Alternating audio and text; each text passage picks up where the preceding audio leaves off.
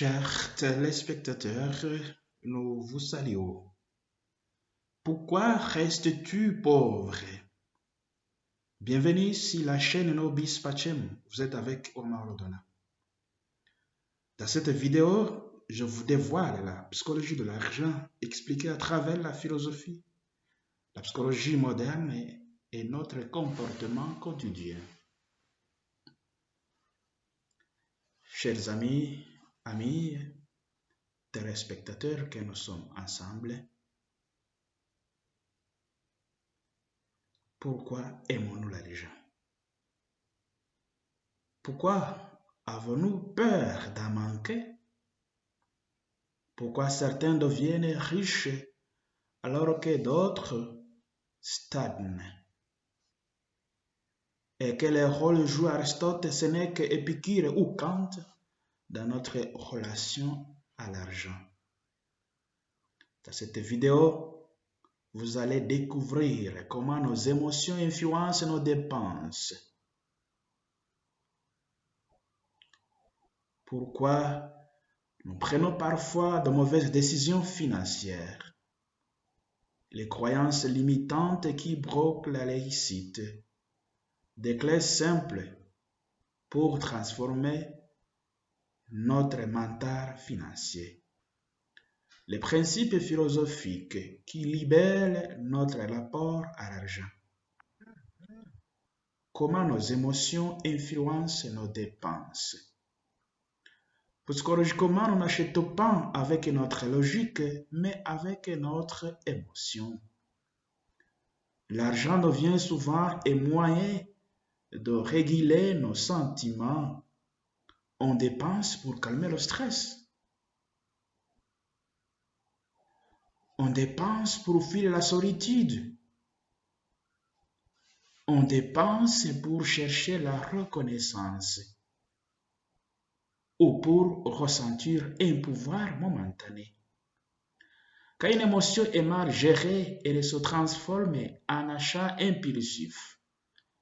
Philosophiquement, les stoïciens disent que le vrai maître de l'argent est celui qui se maîtrise lui-même.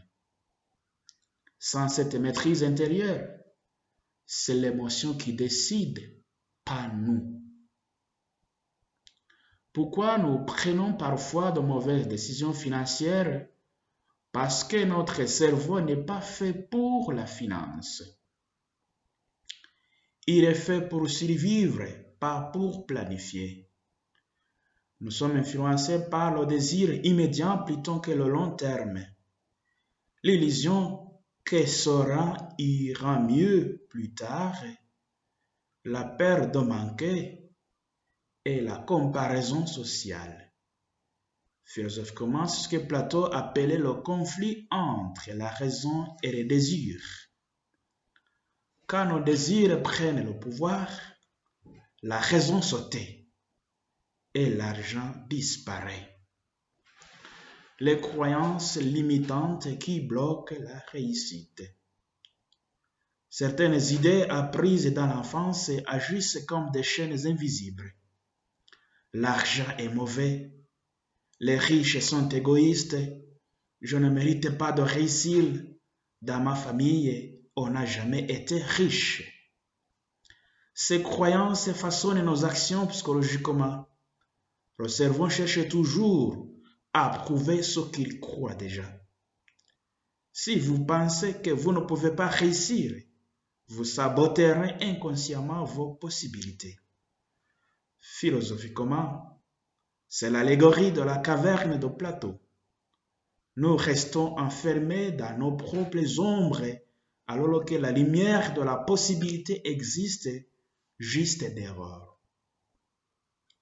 Des clés simples pour transformer notre mental financier. Voici 4 revues psychologiques puissants. Observez nos émotions avant de dispenser. Demandez-vous, de quoi ai-je vraiment besoin? De l'objet ou d'une émotion? De quoi ai-je vraiment besoin? De l'objet ou d'une émotion? Changeons notre langage intérieur. L'emplacer, je ne peux pas, par comment puis-je? Planifier avec des petits pas. Le cerveau aime les routines simples. Épargner 5% ou 10% devient une habitude, pas un sacrifice. S'entourer de personnes qui élèvent votre regard. L'environnement est plus fort que la volonté. Philosophiquement, cela rejoint Aristote. Nous devenons ce que nous faisons régulièrement. L'excellence financière est donc une habitude, pas un miracle. Les principes philosophiques qui libèrent notre rapport à l'argent. Voici 3 principes profondément libérateurs. Le détachement stoïcien. L'argent n'est ni beau ni mauvais, c'est un outil. Ce n'est pas la richesse qui enchaîne, c'est l'attachement excessif. Le juste milieu d'Aristote, trop aimer l'argent conduit à la cupidité. Ne pas l'aimer du tout conduit à la pauvreté. La sagesse est dans l'équilibre. Le principe du sens de Viktor Frankl. Quand votre vie a un sens, l'argent devient un serviteur, pas un maître. Il sert un projet, une mission, une vision. Et quand l'argent a un sens, il circule mieux. Pourquoi l'argent est-il souvent associé à des émotions fortes? L'argent touche à la sécurité, la valeur personnelle, la réussite et parfois même à l'amour ou à la dignité. Depuis l'enfance, chacun développe une histoire financière influencée par la famille, la société, la culture et même les traumatismes. Par exemple, avoir grandi dans le manque peut créer une peur permanente de manquer. Avoir grandi dans l'abondance peut créer une attitude prise détendue avec l'argent. Ainsi, l'argent devient un symbole émotionnel et non seulement un outil. Pourquoi dépense-t-on souvent de façon irrationnelle? Parce que nos décisions financières sont dominées par 90% d'émotions et seulement 10% de logique. Voici quelques raisons. La recherche de gratification immédiate. Acheter donne un plaisir instantané. La comparaison sociale. On achète pour ressembler aux autres. Les biens psychologiques comme l'optimisme excessif ou la peur de rater opportuné ou le bien de confort. Je le mérite. Pourquoi certaines personnes ont-elles du mal à épargner? Plusieurs raisons psychologiques. Elles définissent l'épargne comme une privation et non comme une liberté future. Elles ne planifient pas concrètement leurs objectifs financiers. Elles pensent que l'avenir est incertain, donc profitent seulement du présent. Elles n'ont pas développé l'habitude de gérer un budget. Épargner demande une discipline émotionnelle autant qu'une discipline financière. Comment la peur de manquer influence nos décisions? La peur de manquer pousse soit à trop économiser au point d'avoir peur de dépenser même pour des besoins essentiels, soit à dépenser sans réfléchir comme pour compenser un sentiment d'insécurité. Cette peur vient souvent des expériences antérieures, manque dans l'enfance, dettes passées, instabilité professionnelle. Pourquoi certaines personnes s'enrichissent alors que d'autres stagnent? Ce n'est pas forcément parce que les uns gagnent plus que les autres. La différence réside souvent dans l'apport psychologique à l'argent, leur capacité à retarder le plaisir immédiat, leur maîtrise émotionnelle dans les décisions importantes.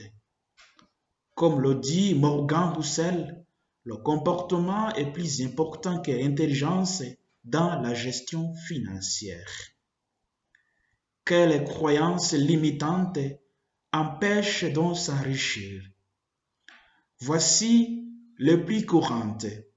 L'argent est mauvais, les riches sont égoïstes, je ne mérite pas la richesse, je ne gagnerai jamais assez pour changer ma vie. Ces croyances deviennent des barrières invisibles et reconditionnent le cerveau à rester dans la même réalité financière. Comment améliorer sa relation avec l'argent? Comment améliorer sa relation avec l'argent? Voici quelques stratégies concrètes. Identifier ses croyances, être honnête avec soi-même. Comprendre son histoire financière. Quels traumatismes ou habitudes ont influencé mes comportements? Établir un budget pour voir clairement où va chaque franc. Épargner automatiquement. Transformer une bonne décision en habitude. Éduquer financièrement. Livres, formations, vidéos. Fixer des objectifs réalistes et suivre leur évolution. Quelle est la clé principale d'une bonne gestion financière? La clé, c'est le comportement, pas les connaissances. Beaucoup savent ce qu'ils doivent faire, mais peu appliquent réellement. La discipline, la patience, la gestion des émotions et l'habitude d'investir régulièrement créent la richesse durable. Un dernier conseil pour nous, nos téléspectateurs. L'argent n'est pas un ennemi, c'est un outil. Je le répète, l'argent n'est pas un ennemi, c'est un outil. Apprenez à le comprendre, à le respecter et à l'utiliser selon vos valeurs. Ce n'est pas votre salaire qui détermine votre richesse, mais votre capacité à gérer vos émotions et vos habitudes financières. Pourquoi aimons-nous l'argent? Pourquoi avons-nous peur d'en manquer? Et pourquoi nos émotions influencent-elles notre portefeuille plus que les chiffres eux-mêmes? Restons jusqu'à la fin, car je partage un principe philosophique qui peut transformer votre manière d'utiliser l'argent. Déjà, Aristote disait que l'argent est un instrument d'échange et non une fin en soi. Ce qui montre que même il y a 2300 ans, on s'interrogeait déjà sur notre relation émotionnelle à la richesse. Pourquoi l'argent touche-t-il autant nos émotions? Parce que derrière l'argent se cachent des symboles. La sécurité, la liberté, la dignité, la réussite sociale. Quand tu gagnes de l'argent, tu ressens du pouvoir. Quand tu as peur, tu ressens de la peur. Sénèque, un philosophe stoïcien, disait « Ce n'est pas l'homme qui a peur qui est pauvre, mais celui qui veut toujours davantage. » Il rappelait que l'état intérieur est plus déterminant que la somme sur ton compte. Pourquoi dépensons-nous de manière illogique? Pourquoi dépensons-nous de manière illogique? Parce que l'être humain est un animal émotionnel. Acheter donne un plaisir immédiat, posséder impressionne les autres, dépenser aide parfois à fuir une émotion. C'est ce que les psychologues appellent l'achat compensatoire. On achète pour combler un vide. Épicure l'appelait que ce n'est pas la richesse qui nous libère, mais la capacité de se contenir de peu. Il ne prônait pas la pauvreté, mais l'équilibre entre désir et raison. Aujourd'hui, on a trop de désirs, mais pas assez de raison. Pourquoi beaucoup de gens n'arrivent-ils pas à épargner? Parce que l'épargne est perçue comme une privation. Le plaisir immédiat est plus fort que le futur. On n'a pas appris à planifier. On croit parfois que tout peut arriver. Alors, on profite aujourd'hui. Montesquieu disait, l'homme ne se livre à la réflexion que lorsqu'il est dans la nécessité. Ce n'est que lorsque les problèmes arrivent que beaucoup comprennent l'importance de l'épargne.